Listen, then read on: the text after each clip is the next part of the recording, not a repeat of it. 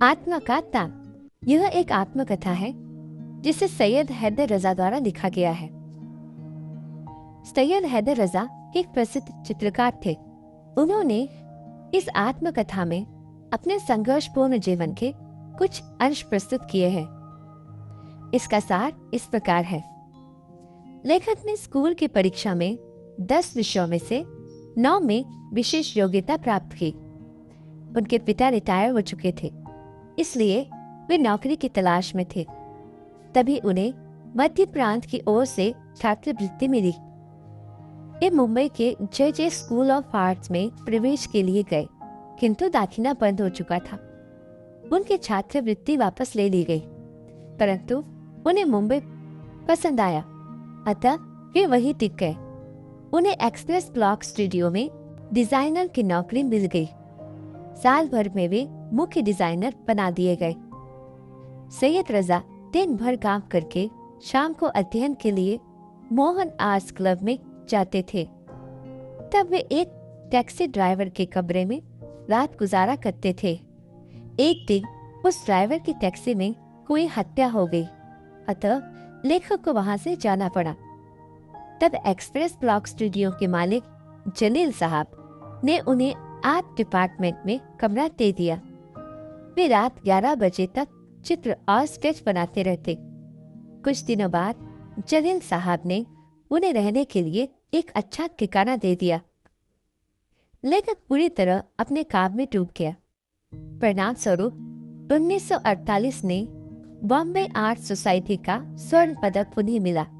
वे इस पुरस्कार को पाने वाले सबसे कम उम्र के कलाकार थे।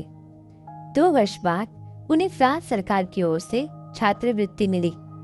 उनके 2 चित्र आर्ट सोसाइटी ऑफ इंडिया की प्रदर्शनी में प्रदर्शित हुए। कला समीक्षक रुडोल्फ पॉन लेडेन ने उनके चित्रों की काफी प्रशंसा की। वे दोनों चित्र 40-40 रुपए में बिक गए। ये पैसे उनके महीने भर की कमाई से भी अधिक थे। लेखक को प्रोत्साहन देने वालों में वेनिस अकादमी के प्रोफेसर वॉल्टर लैगहैमर भी थे। उन्होंने लेखक को काम करने के लिए अपना स्टूडियो दे दिया। वियना के एक कला संग्रहालय एमेनुअल श्लेसिंगर भी उनके प्रशंसक बने। इन सबके प्रोत्साहन से लेखक का काम निखरता गया। लैगहैमर उनके चित्र खरीदते गए।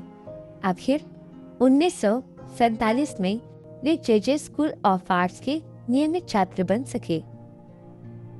इस बीच 1947 और 1948 की घटनाएं घटी। इधर लेखक की माता और बाद में पिता का देहांत हो गया। देश में स्वतंत्रता का उत्साह तो था, विभाजन की त्रासदी के कारण उदासी भी थी। लेखक अपने अन्य युवा कलाकारों की संगत में रहते थे। उन्हें लगता था कि वे चाहे तो पहाड़ भी हिला सकते हैं, अतः वे अपनी शक्ति के अनुसार काम में जुट गए। लेखक 1948 में श्रीनगर गए। तभी वहां कबायलियों का आक्रमण हुआ। लेखक ने तय किया कि वह भारत में रहेंगे। वह बारामुल्ला में गए। घुसपैठियों ने बारामुल्ला को ध्वस्त कर दिया था। एक दिन एक पुलिस वाले ने उनके शहराती पैंट शर्ट देखकर उसे बस से उतार लिया। लेखक ने उसे शेख अब्दुल्ला का सिफारिशी पत्र दिखाया, जिसने उन्हें कश्मीर में कहीं भी रहने की इजाजत दी गई थी। पत्र देखकर पुलिस वाले ने उन्हें सलाम ठोका और परेशानी के लिए माफी भी मांगी। श्रीनगर में रहते हुए लेखक की भेंट फ्रेंच फोटोग्राफर हेनरी कार्टिये ब्रेसा से हुई।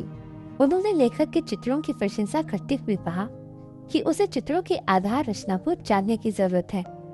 लेखक पर इस बात का प्रभाव हुआ। उन्होंने मुंबई लौटकर फ्रेंच सीखने के लिए अलियांस फ्रांसे में दाखिला ले लिया।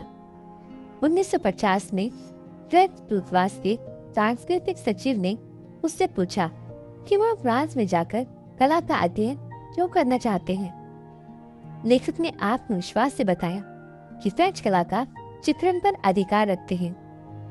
सेजॉन, वान गॉग, गोगा, पिकासो, मातेस, शागाल और ब्रॉक के चहेते कलाकार हैं। पिकासो के बारे में उन्होंने बताया कि वह जीनियस कलाकार है। यह सुनकर सचिव ने उन्हें 1 वर्ष की बजाय 2 वर्ष के लिए छात्रवृत्ति प्रदान की। लेखक 2 अक्टूबर 1950 को मार्सेई पहुंचे। मुंबई के जीवन में उन्हें एक ऊर्जा मिलती थी। लेखक की आत्मा में जो ताप था वह सबको दिखाई देता था। लोग काम करने वाले को हर प्रकार की सहायता देते थे। पाठ के अंत में सैयद हैदर रजा अपने कुतुब के युवा लोगों को संदेश देते हैं कि वे परिश्रम करें तो उन्हें सब कुछ मिल सकता है। चित्रकला व्यवसाय नहीं, अंतरात्मा की पुकार है। इससे कुछ पाने के लिए सर्वस्व अर्पण करना पड़ता है। लेखक ने ऐसी लदत जहरा जाफरी में देखी, जो दमोह शहर के आसपास के ग्रामीणों के साथ काम करती थी। लेखक फोन पर जहरा जाफरी को कहते हैं कि युवकों को कुछ घटने और कार्य के लिए इंतजार नहीं करना चाहिए, बल्कि कुछ करना चाहिए। आजकल संपन्न परिवारों के बच्चे संभावनाओं के बावजूद कोई काम नहीं कर रहे, जबकि लेखक और जाफरी जैसे लोग बेचैनी से काम किए जाते हैं। लेखक कहते हैं कि उनके मन में अब भी काम करने का संकल्प है। उनका मुंबई वाला दौर जागृति का चरण था। तब उन्हें अपनी आजीविका कमानी थी। यह सच है कि पैसा कमाना महत्वपूर्ण होता है, परंतु यह अंतिम सच नहीं होता।